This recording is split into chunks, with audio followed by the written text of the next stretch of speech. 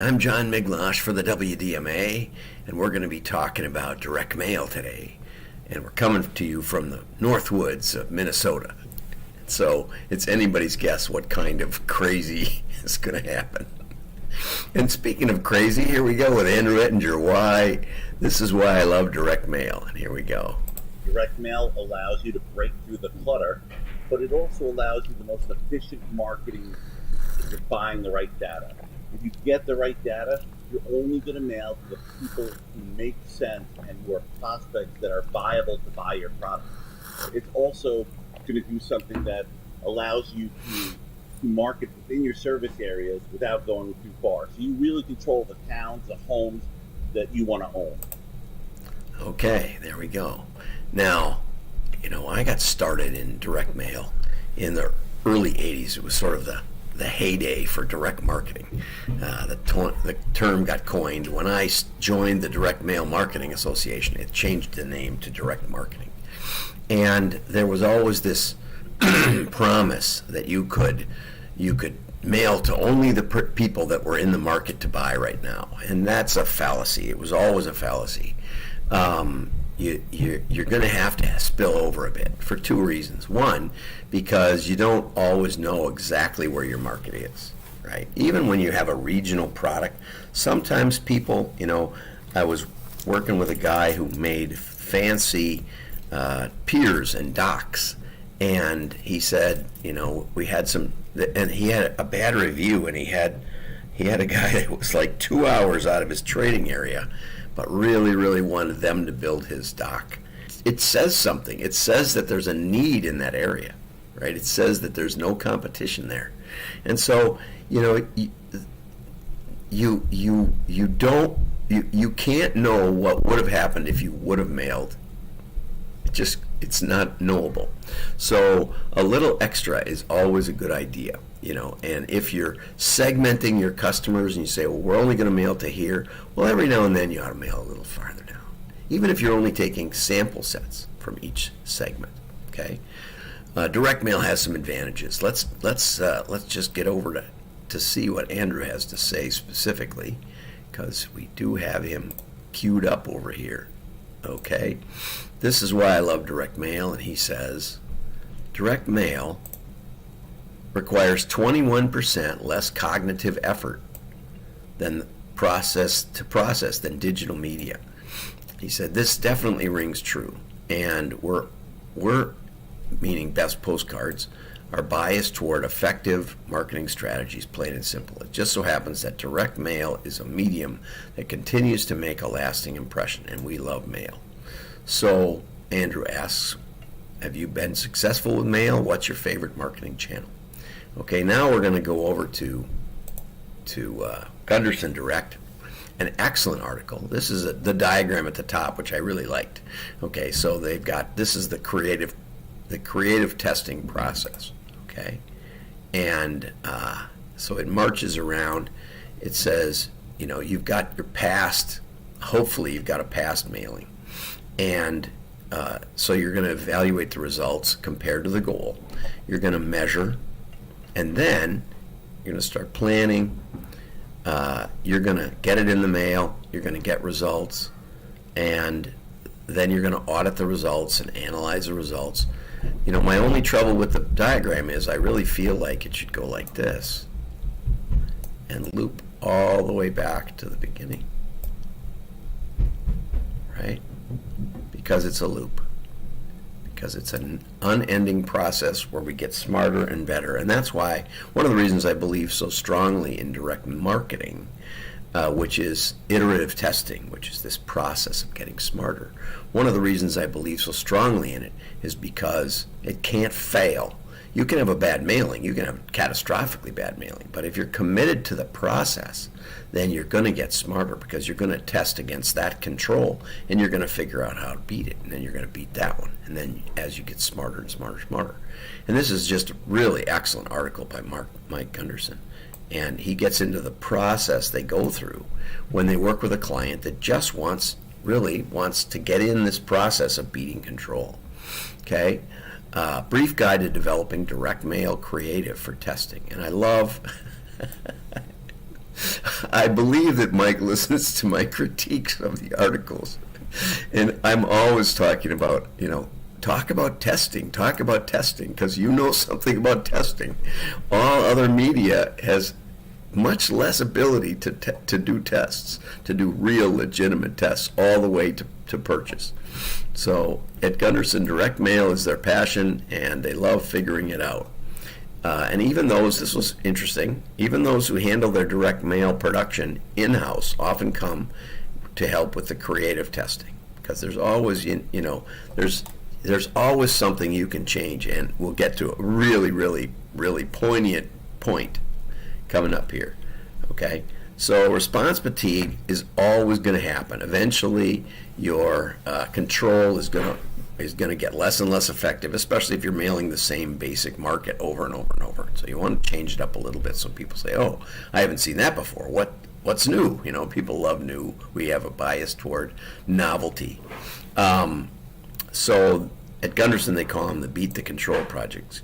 Grant Johnson, who's on the board of the WDMA, he's got a favorite client that will come to him and say, our control is wearing out, and let's go through the process of beating it.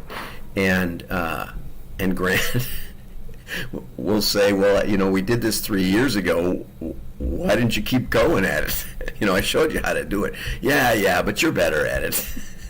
And he says, well, that means we got to start over, essentially. We got to start the process again and look at what's been going on. And they said, yeah, we know. Let's go. And that's in the article later on. But I just wanted to mention Grant. And Grant just shakes his head. He says, why didn't they just keep me on through that time frame and all the way through, and we'll just come up with little ideas and little things we can do. So what are people looking for when they say beat the control? Usually it's a 10 to 15% improvement.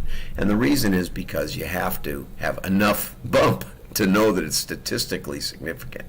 Okay, it's statistically. What do we mean by that? What we mean by that is when you beat the existing mailer, is it in a probabilistic sense likely that you're going to beat it again if you repeat the test as is? Just do it over again. Will it repeat?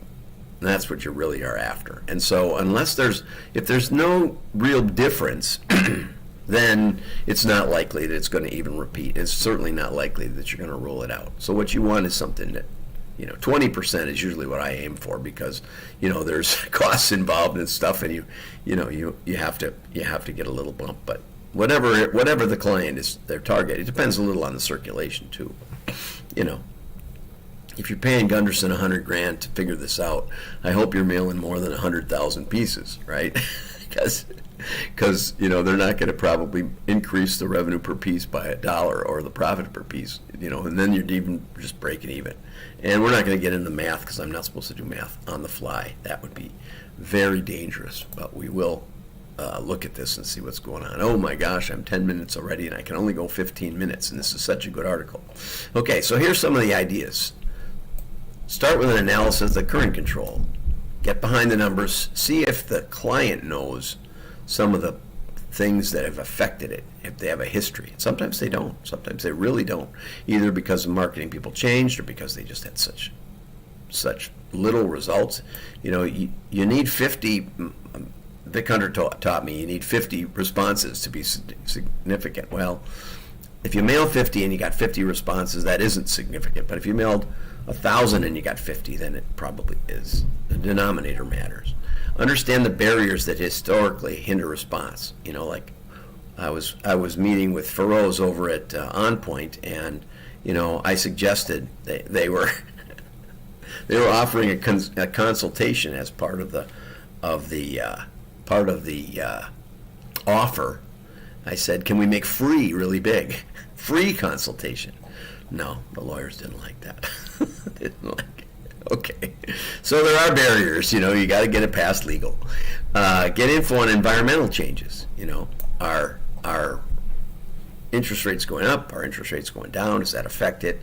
Is competition typically mail, like at the open enrollment period if you're doing a medical mailer? Or is the election affecting it? You got to got to keep that in mind for this fall.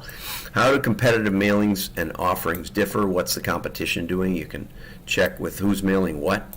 So what do you test? Well, the first thing probably is offer. Well, before that would be list, but oftentimes the client is determining the list.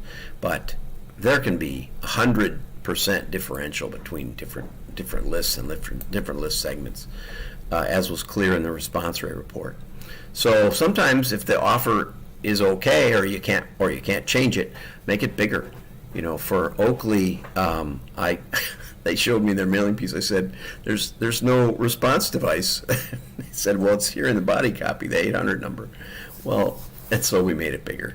I got a 20% improvement for deluxe check on a new product they were offering, just by really making things more prominent, making it easier to understand.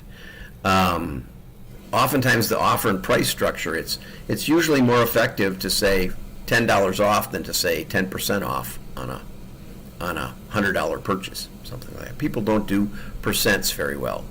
Okay, response, give it a sense of urgency. Excellent list of things, messaging. Are the benefits clear? Are the features? What does this mean to the customer? A lot of times we'll talk a lot about our product, but we won't explain why this solves a problem for the customer. Envelope copy. If you put anything on the outside, maybe there's some teaser copy you can put in there to make it more effective. This is the best one. It's right here. I love this. If long form copy is working, try a short letter or even a bullet point flyer instead. I did that with the American Heart Association on their fundraiser, and we doubled the giving. We boiled down a 4-page letter into 1 or 2 and made it really clear what they were doing with the money, which it wasn't. It was wandering around. So if you got a really long letter, sometimes a short one will do better. But vice versa. If you got a short one, sometimes a long one will do better. And that's what this is about. Trying to get a feel on what matters. It's very, very difficult, especially the creative side. And it's hard to bump it 10% by just, moving the pieces on the board a little bit. But anyway, we're running out of time. Costs can be good, but if you cheapen it too much, I've done lower quality paper for catalogs, especially B2B, and I've seen increases of 20% increase in response and a cost reduction, because sometimes your piece just looks too expensive. And if it's sending that message and you're trying to say we're having a sale, you have a mixed message. So there's a lot of things you can do. Great article. It'll be posted on wdma.org. Get over there, check it out. Have a great day. Like and share. Your friends will know you're smart. Bye-bye.